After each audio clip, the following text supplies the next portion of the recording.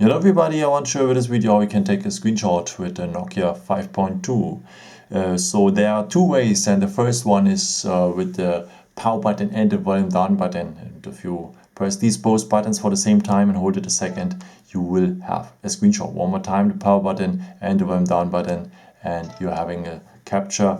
And after you are able to share directly, to edit it or to delete it.